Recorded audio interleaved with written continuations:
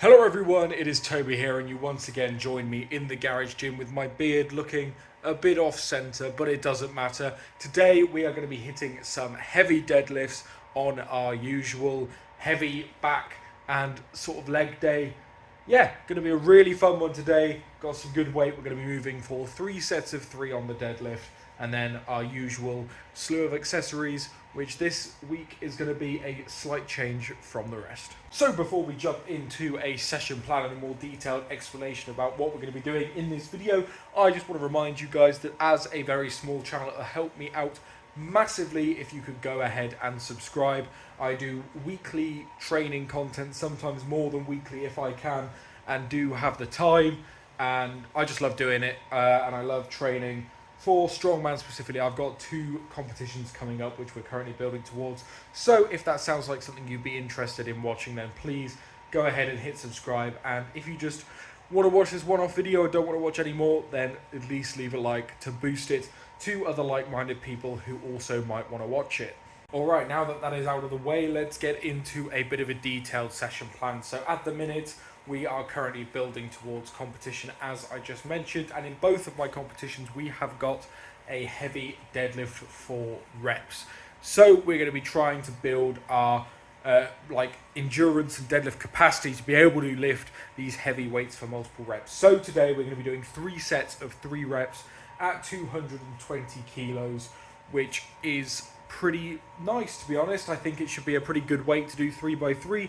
Last week we did 4 sets of 3 at 205, so the plan is each week to build and add about 15 kilo a week for multiple sets of 3, and I think we are going to be ending this block on 250 for a set of 3, which will be a nice solid triple to then build towards doing some more reps at that sort of weight. But today's session is all about the 220 kilo for 3 sets of 3. Moved on into the accessories after that. So as you know, I like to do a heavy compound to start my day, and then as I'm working my way unloading the bar from deadlifts, I like to do bent over rows, because you don't have to set anything else up. You don't have to take the bar elsewhere, set it up with all new plates. All you have to do is say I'm doing 220, that's 4 25s on each side, and my bent over rows are at 120. I just have to take 2 of the 25s off each side and we're good to go. So I'm unloading the bar anyway, so I may as well do some bent over rows on the way down. Usually I do these a bit more explosively, as I've explained in videos in the past. This is still a very valid way to do them, but for my purposes I am going to be switching to a more strict technique, which, yeah, there's nothing to say bad about the technique I've done in the past. That was personal preference, as is this. We are now moving to a more stricter form, just because it's good to have a balance of the both. You don't want to do explosive all the time, strict all the time, so that's what we're going to be doing. Then move on to the usual stuff over on the cable machine here. We're going to be doing some single arm cable rows and some lat pull downs, just to get that strict back pump, finish off all of the back muscles that we can. And I believe we're finishing today off with the chest supported dumbbell rows, a really fantastic exercise, takes all the cheat out of it and really hurts the rear delts and upper back, and it's just a really solid row variation. And once we have done all of that, we will finish with some core. So as it is chilly in here, I am going to get warmed up. I'm still battling this knee issue very slightly. It is usually just a bit tight if it's quite cold, so I like to warm that up by doing some single leg extensions on there, just really light, 5-10 kilo sort of thing, and just get a nice number of reps in each leg. That warms up the tendons and gets a load of blood into the area. And once I've done that on both, like my back days and my leg days, anything heavy with the knee, as long as there's blood in there from before I warm up the deadlifts, then I'm absolutely fine throughout the session. So I'm going to get that done. Then I'm going to work up just through the plates. I think I'm just going to do whack a plate on each side until we get to 220. But the next thing you'll see from me is those 220 kilo triples. So without further ado, let's get deadlifting.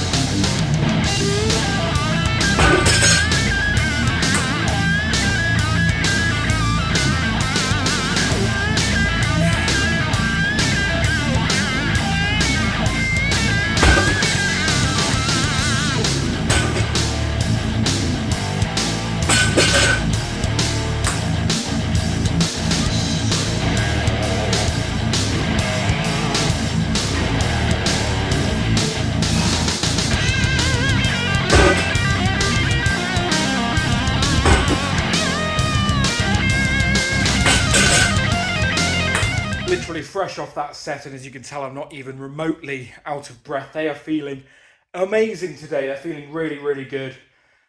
Really getting back in the swing of things with deadlift now. Obviously, we had 2 blocks of deadlifting with the risers, so it was a 15-inch deadlift to save the knee, and then 1 more block of normal height deadlifts. And now we're really getting back into the swing of pulling from the floor, being explosive off the floor. And I think that is in part as well due to these box squats I've been doing every single leg day. The last video was a public gym leg day where you could see those. But the power off the floor is really improving, and it's just feeling super strong in general. 3x3 on 220, and I'm not even remotely tired. Could do another set of 3 if I wanted. Yeah, feeling awesome, feeling how I should be doing after deadlifts. The next thing we're going to move on to is the bent over rows. I'm going to be doing them a bit more strict than I have been for the first time in a very long time, obviously. But yeah, should be good. Obviously it's going to drop the weight quite significantly from what we've been doing normally, and we'll see how they go. But yeah, honestly feeling really, really good. So I've done 1 set of the bent over rows, and mainly just to sort of see what sort of weight is appropriate for the stricter form of them.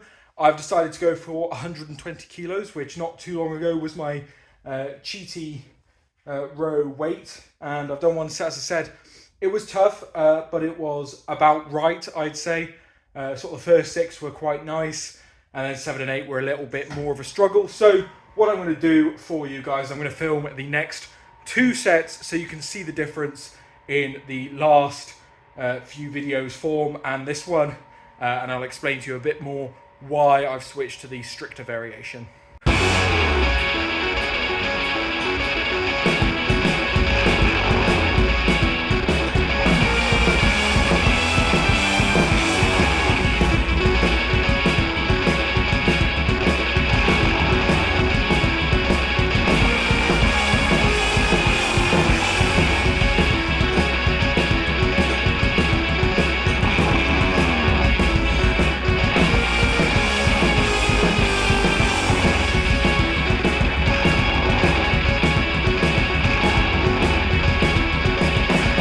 So there we have it. Those were much stricter than they have been in the past, but still a decent weight, and still not quite bodybuilder reps, which, 1, 2, squeeze at the top, 1, 2, it's, yeah, still very much strongman reps, decent weight, but definitely a lot stricter, and I'm definitely feeling it in the back.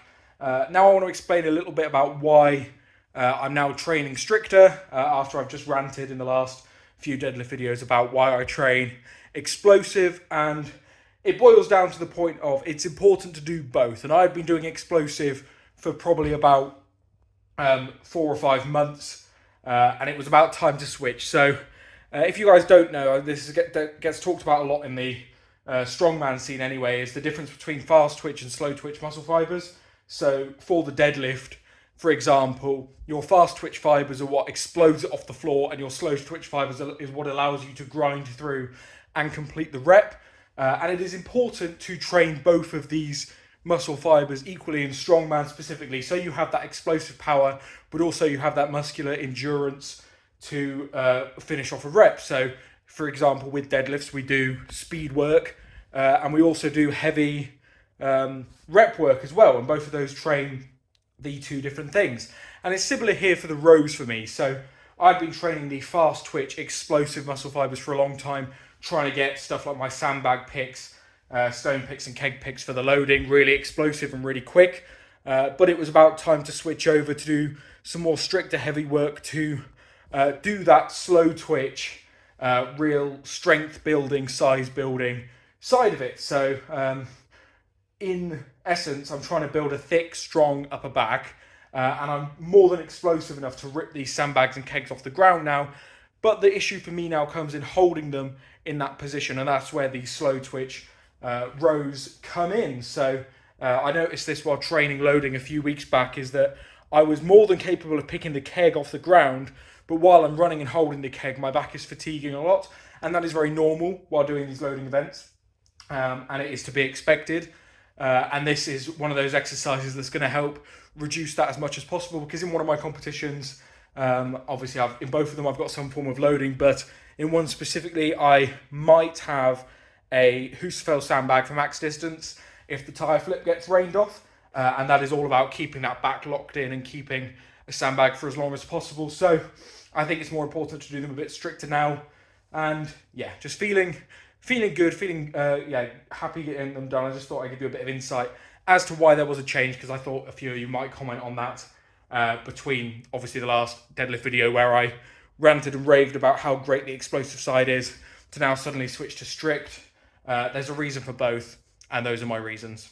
I realise I've spent quite a bit of this video talking, so if that's not something you enjoy, I apologise. I know there's a mix of you guys here who like listening to what I have to say and what my opinions on certain exercises, the reasons I do some things. Obviously, I am getting coached by Big Loz, one of the best coaches in the world, so a lot of what I say is also directly influenced by him and a lot of the coaching tips and tricks he's given me, but a lot of it also is my own opinion and own research. I trained for a good 3 or 4 years before I even started coaching with Loz and got to a pretty good level of strength on my own, completely self-taught. So a lot of this is also just from my own head, and I think it's important getting your information from a variety of different resources and then trying stuff out and deciding for yourself what works for you and what doesn't, because these tips do work for some people better than they do others.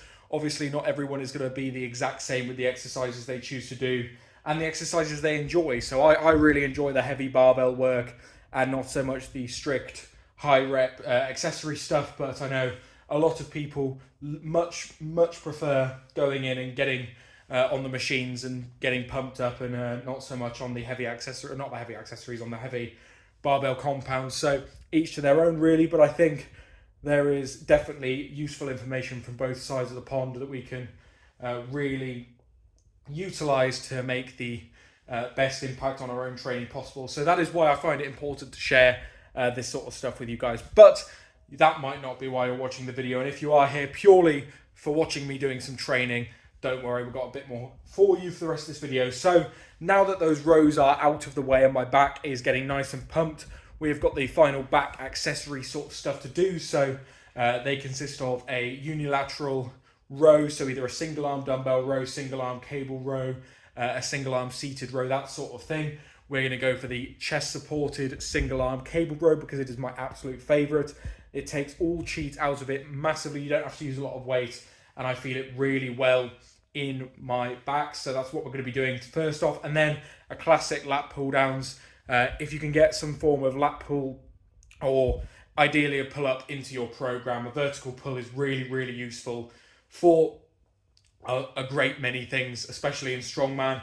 Weirdly enough, overhead power and lockout stability, you wouldn't think it. You'd think that training shoulders and triceps for that is the most useful, and of course it is, but something a lot of people do miss is if they're really good at a vertical pull, it is the anterior motion to those overhead movements, because say I'm locked out with a log here, it's the same point as the top of a lat pull down. So being good at exploding up, think about the lat as the spring you're coiling when you do a lat pull down. So it's really useful for both. I'll find myself rambling again. I'll keep it short. And then we're going to finish off with the chest supported dumbbell row, double arm, not unilateral. And that is just, again, a fantastic back exercise that takes all the cheat out of it. You don't have to use a massive amount of weight, and I really like them. So without further ado, I'm just going to whack all of these exercises into a bit of a training montage for you, a couple sets of each, and we'll reconvene afterwards.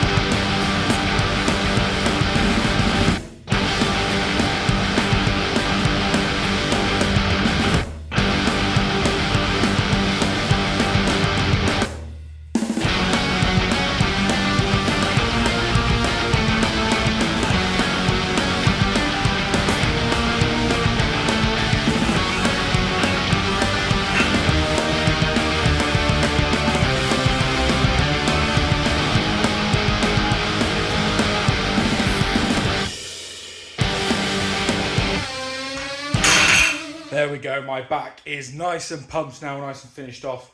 You know when your back feels out of breath? I don't know if that makes any sense to you guys, but once the lactic acid has been in and flushed out all of the blood, it feels like it's the sort of same feeling you get when your lungs are out of breath. You feel like you need to replenish it. That's kind of how my back's feeling.